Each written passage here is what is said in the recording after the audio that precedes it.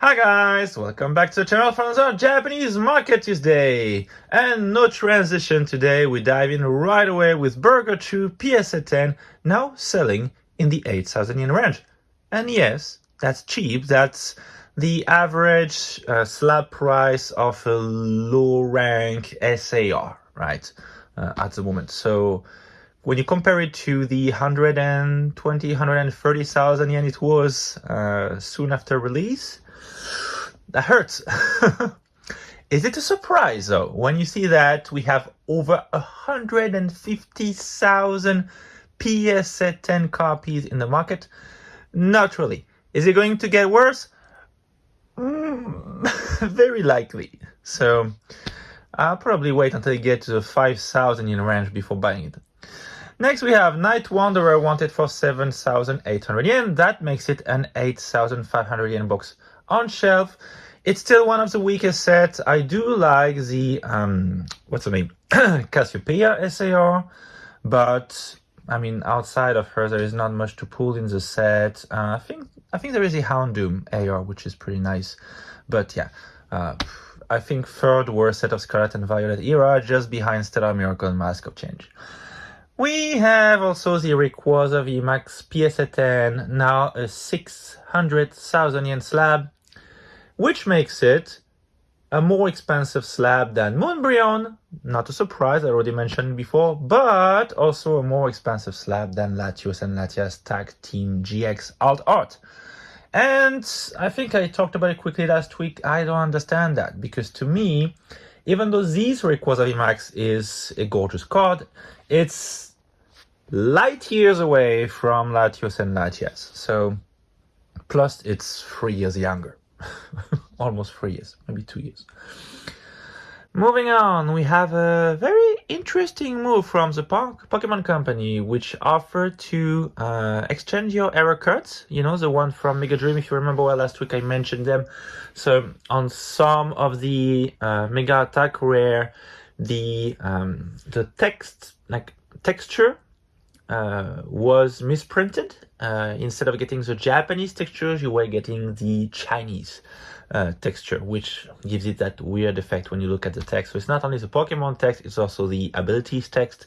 So it's not that obvious, you know, if you look at the card from far away, but it's there. And the Pokemon Company offered you to is offering you to exchange your error cards. So you send them to the Pokemon Company and they will return the proper card without the error to your address.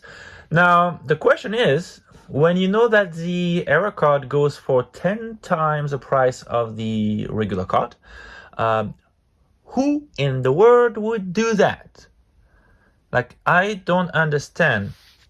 If I can get a Mega Charizard X Mega Attack Rare, which is the one I put by the way, for 4,000 yen, which is the price it goes for right now, roughly, and the error version I got is worth 40,000, and I do want the regular one that bad, what stops me from just spending 4,000 yen and, you know, buying the correct version of the card, instead of trading a 40,000 yen card for a 4,000 yen card? That just doesn't make any sense, and I don't see who would do that except people who don't know about the value of it. Anyway, talking about value, we do have the Pikachu Munch promo PSA 10 selling for 1.2 million yen, and yes, that's an all-time high for this card. It's, I think the Mimikyu, so Mimikyu is of course still the most expensive. I think it's selling for like 1.6 million at the moment. But still, very nice cards, and these ones are, you know, trust me on that one, these ones will keep on going up and up and up and up. Like, that's, yeah. There is no stopping them. We have Crimson Ace, which keeps moving up, now above 11,000 yen a box. Very solid set. Greninja, Eevee AR, Blonde Moon Ursaluna, which is not my personal favorite, but still a very nice card. So, yeah, solid set overall. Sorry for my voice. The air is getting quite dry in winter here. Okay, so you guys remember the starter decks 100, right? So they are the ones no one cared about when they were announced 1 or 2 months ago, I don't remember. They will release on December 19th in Japan. And what happened this week is that they released this card. That Pikachu AR, which is in deck number 25, because yes, you can get 1 out of 100 different decks, so you technically have literally 1% chance of getting the Pikachu in your box. But still, that is the best Pikachu card I've seen in years. I do love the 151 Pikachu. It's a great card. But this one's just so cute. This one reminds me very much of the Pokemon Pocket. You guys remember that very first Pikachu special art we had the Charizard, we had the Mewtwo, and we had the Pikachu one. And this one reminds me of that Pikachu artwork. It's amazing. I love the style. I want that card. I'm not gonna get the starter decks because 1% is way below what I go for usually, but I'm definitely gonna get it as a single. No idea how much it will go for, but it's not gonna be cheap. And this is because of the fact that these boxes, these starter decks, which are going for 900 yen, yes, they're cheap, 900 yen MSRP, are now selling for 7,500, close to 8,000 yen pre-sales price. So we're talking about Sneaker prices. That's 8 to 10 times MSRP.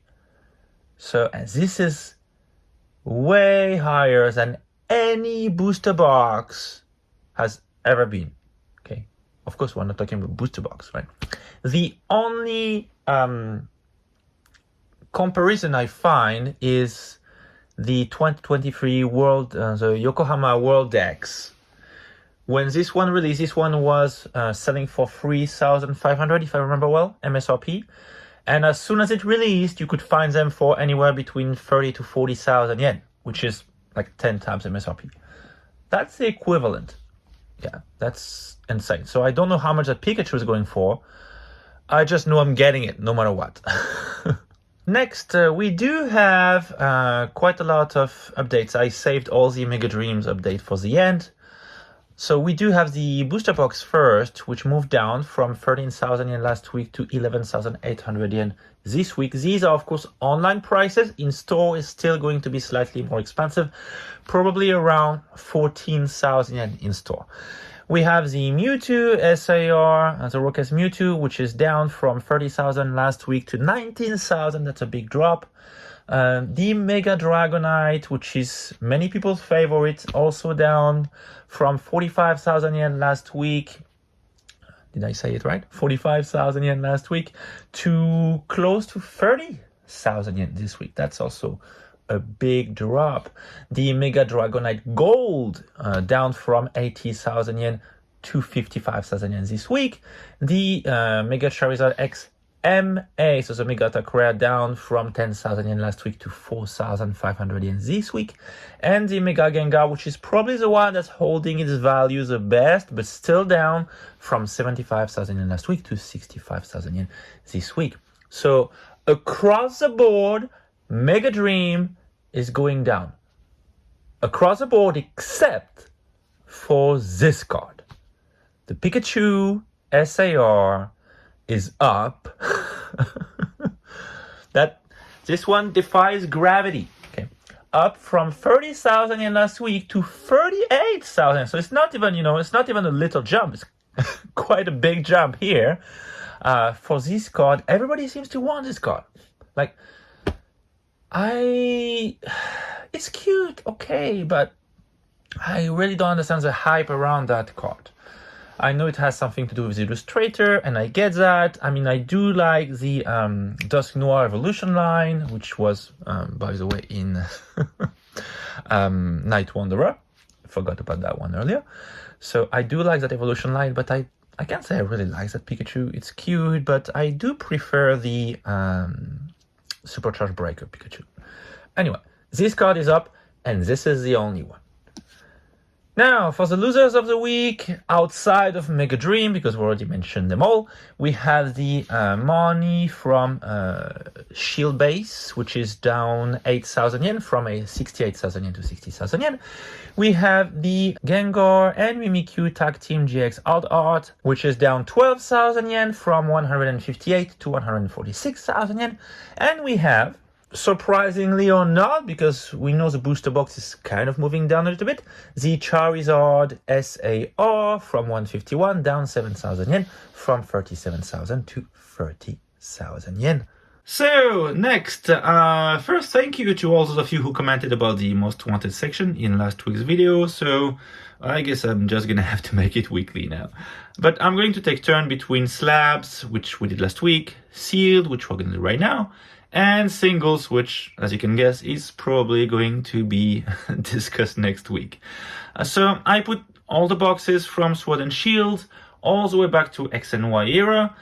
I didn't go any further back just because usually the stores don't publish any wanted lists for Black and White and further back, simply because they are going to buy them back. You know, whatever box you bring them, which is anything older than X and Y, they will be willing to take it, but there is slightly more leeway to negotiate the buyback price with those older boxes, so stores usually don't want to commit to a maximum buyback price because, you know, depending on the box, let's just say if you bring them a base set box, they can't commit to a maximum price because most of the stores, they will want to have this type of box on shelf, even if it's just for advertising purposes, so you get more room to negotiate there. So we do have Vista Universe, you know, which is a buyback price 18,300 yen, which makes it a between 20 and 21,000 yen box on shelf. Lost Origin 33,000. It has dropped a little bit. 33,000, that makes it a 35 to 36,000 in box on shelf. Pokemon Go is still up and it's higher than Incandescent Arcana, as I told you last time. It's still lower than Dark Phantasma, and that's weird because I think Dark Phantasma is definitely not that good of a set to me. It should be lower than Pokemon Go. Personal opinion. We do have VMAX Climax, buyback price 19,300 yen. That's a 22,000 box on shelf. 25th anniversary, which has gotten quite expensive with the 30th approaching. We do have the most expensive box of the era, which is Blue Sky Stream, 120,000 yen buyback price. That's a 135 box on shelf. Eevee Heroes is second for the Sword and Shield era with a buyback price of 83,000 yen. Then we do have, if we go further back, Shiny Starvie, 15,500 yen. Electrifying Tackle. I think that's how it's called in English. 23,000 yen for the Chonkachu. This one has gotten quite expensive very quick. It was cheap for a long time. And then we have all the way back Sword and Shield base, Sword for 46,000 yen buyback price, and Shield for 65,000 yen because money. That's a 72,000 yen box on shelf. Now, when it comes to Sun and Moon, we get Tag Team All-Stars, probably one of the most famous, if not the most famous box in Japan. 120,000 yen buyback price. That's a 135,000 yen box on shelf. And I've had people asking me, why is Tag Team All-Stars that expensive in Japan? Because in the US, you can find it for like 650 US, which should be around 100,000 yen, right, in Japan. But when you see that stores are buying them back for 120, you understand they can't sell them for that price. So that it does make sense ultimately. Then we do have Dream League for 118,000 in buyback price. Miracle Twins for 87,000 yen. We do have Sky Legend for 71,000 yen. And of course, Tag Bolt for 200,000 yen. That's a 230,000 yen box on shelf. We have GX Ultra Shiny for those of you who are after the Charizard, 130,000 bucks on shelf. I should have bought it when I found it like 1.5 years ago for 60,000. I should have. I didn't. I regret. So that's 150,000 yen box on shelf. And then we have the few most expensive ones. So that's Charisma of a Cracked Sky with the Rayquaza for 220,000 yen buyback price.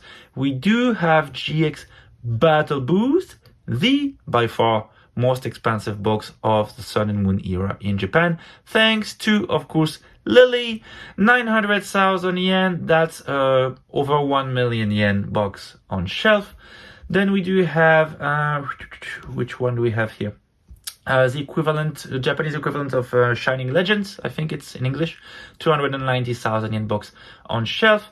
We have, what else? Sun and Moon, so Collection Moon, which has it has also a Lily, I think, in it. 500,000 yen, which explains why it's so much more expensive than the Collection Sun. It's because of Lily. I think it has the one with the big hat. Yeah, I think you guys see which one I'm talking about, the full art Lily with a big hat. And that's basically it for Sun and Moon. Now, X and Y. We do have Best of X and Y, which is one of the best sets ever printed. 600,000 yen, buyback price, that's 670, 80,000 yen books on shelf. 20th anniversary, which is an amazing set, way better than, what do you guys get? I forgot. Evolutions. 850,000 yen. It's close to 1 million yen. Let's just be clear here. It's close to 1 million in box on shelf. It's an amazing set because on top of everything else, it does have the gold full art Pikachu, Charizard, Venusaur, and Blastoise, which are amazing. In English, there were promos, but here they're in the set, and that makes a huge difference in my opinion. The most expensive box of the X and Y era, you probably know, it's of course Pokekune, 1.5 million yen, nothing less, box, buyback price, that's a 1.8, I've even seen it for 1.9 million yen on shelf. So yeah, crazy expensive box, but crazy cute set. That's one of a kind. That's definitely, if you can afford it, that's a box you want in your collection. Definitely not the loose packs because they are too easily searchable. Like, I know if you guys buy a loose pack from Pokekune, you're probably not going to crack it open anyway. It's most likely for personal collection, but still, if you have the budget, go get the box if you can find it. What else do we have? Emerald Break, very nice box, also 280,000 yen. Buyback price, very, very hard to find Emerald Break.